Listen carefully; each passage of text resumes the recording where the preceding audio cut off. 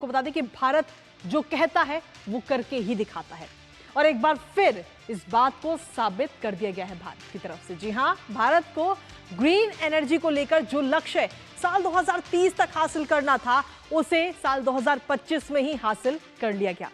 दरअसल भारत ने अपने नेशनल कमिटमेंट के तहत साल 2030 तक अपनी कुल बिजली उत्पादन क्षमता में 50% हिस्सेदारी क्लीन और ग्रीन एनर्जी का लक्ष्य रखा था, जिसे समय से पहले ही 5 साल पहले ही इसे पूरा कर लिया गया।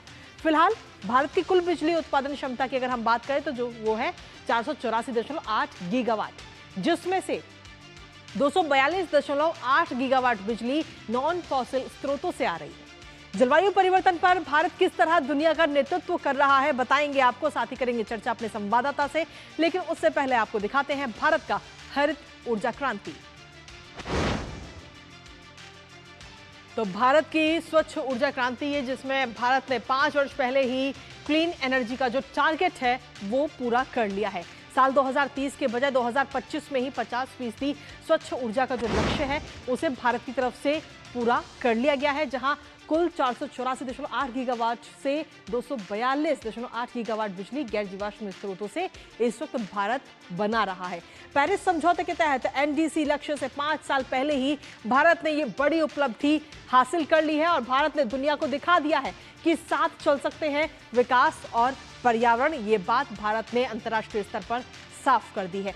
लेकिन इसके साथ ही अगर देखें तो ये लक्ष्य साल 2030 में पूरा होना था, जो कि 5 साल पहले ही यानी कि साल 2025 में ही पूरा कर लिया गया है। लेकिन इन सब के बीच में अगर हम देखें तो सरकार की तरफ से जो महत्वपूर्ण कदम उठाए गए हैं, मोदी सरकार का जो विजन है उसका सीधा असर इस बीच देखने को मिला है। भारत वैश्विक जलवायु समाधान का प्रतीक अब बन चुका है अंतर्राष्ट्रीय स्तर पर भी, और खासतौर पर स्वच्छ ऊर्जा में भारत ने एक नया वैश्विक मानक स्थापित किया है, जिसमें देश एक आत्मनिर्भर और सतत भविष्य की ओर अब अग्रसर है। और इसमें किस तरीके से जलवायु परिवर्तन ना हो, इस पे किस तरीके से कोशिश भारत की तरफ से की जा रही है, उसका सीधा असर।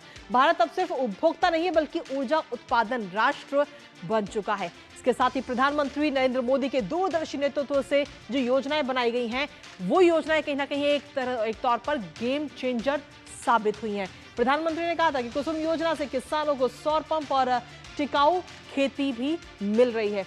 इसके साथ ही पीएम सूर्य घर से 1 करोड़ घरों तक सौर ऊर्जा पहुंची है। तो किस तरीके से बिजली उत्पादन की जा रही है वो इस वक्त हम आपको बता रहे हैं, और सरकार किस तरीके से इसमें अहम कदम उठा रही है। सौर पार्क, पवन सौर हाइब्रिड नीति और फ्री बिजली योजना ने कहीं ना कहीं इस चीज को रफ्तार दी है, जिसकी वजह से 5 साल पहले ही इस लक्ष्य को हासिल किया गया है। जैव ऊर्जा ने गांवों में रोजगार और रिसाइकलिंग का भी दौर शुरू हुआ है, इकोनॉमी इसको बढ़ाया है। लेकिन इसके साथ ही आपके तौर पर अगर हम देखें तो आपको क्या फायदा होगा वो इस वक्त आपको बताते हैं। इससे भारत ने 2025 में ही 2030 का जो लक्ष्य है उसे पूरा कर लिया है। गैर जीवाश्म स्रोतों से 50% बिजली बना ली गई है। पूरी दुनिया में भारत की अब इस वक्त इसको लेकर तारीफ हो रही है कि किस तरीके से हरित क्रांति की ओर भारत अग्रसर है। ग्रीन हाउस गैसों में कटौती और साथ ही पर्यावरण बचाना सीधे तौर पर इसका मकसद है, और अंतर्राष्ट्रीय स्तर पर रास्ता भी भारत दिखा रहा है। इसके साथ ही बढ़ते तापमान और जलवायु संकट से बचने के लिए ये तमाम जो तरीके अपनाए जा रहे हैं वो बेहद जरूरी हैं। कोयला, पेट्रोल, डीजल जैसी प्रदूषणकारी ऊर्जा पर कहीं ना कहीं जो निर्भरता है इस वक्त वो आगे आने वाले समय में और कम होगी, वो घटेगी। इसके साथ ही ग्लोबल मंचों पर भारत की साख और नेतृत्व भी कहीं ना कहीं मजबूत होगा, क्योंकि अंतर्राष्ट्रीय स्तर पर अगर हम देखें तो जो लक्ष्य हमने 2030 तक के लिए रखा था उसे हमने 5 साल पहले ही 2025 में ही हासिल कर लिया है, जिसका एक अलग ही असर अंतर्राष्ट्रीय स्तर पर है। आम लोगों के लिए सीधे तौर पर इसका फायदा ही फायदा है। सोलर रूफटॉप इस्तेमाल से बिजली सस्ती होगी, कहीं ना कहीं किसानों को भी मौका मिलेगा सोलर पंप और खेती में राहत। इसके साथ ही गांवों में भी बिजली की पहुंच और ज्यादा बढ़ेगी, नए रोजगार इससे बनेंगे, वायु प्रदूषण घटेगा और साथ ही सेहत में भी इससे सुधार होगा। हमारे साथ हमारे सहयोगी शैलेंद्र इस वक्त जुड़ गए, सीधा उन्हीं का रुख करते हैं। शैलेंद्र, सीधे तौर पर जलवायु परिवर्तन पर भारत का ये नेतृत्व और पूरी दुनिया को सीधे तौर पर इससे संदेश दिया जा रहा है कि जो हमने लक्ष्य रखा था साल 2030 तक का, उसे हमने 5 साल पहले ही 2025 में हासिल कर लिया है। कृतिका, देखिए 3 बहुत अहम संदेश इस लक्ष्य को हासिल करने से दुनिया भर को भारत दे रहा है कि हमारी जो प्रतिबद्धता है जलवायु परिवर्तन को लेकर वो बहुत ही महत्वपूर्ण है कि हम जो दावे करते हैं उसे पूरा करते हैं, और विकसित देश हमसे सीख सकते हैं कि कैसे हमने इस तरह के लक्ष्य को हासिल किया है। देखिए, जीवाश्म ईंधन से इतर जो हरित ऊर्जा है, उस पर भारत किस तरह से आगे बढ़ा है।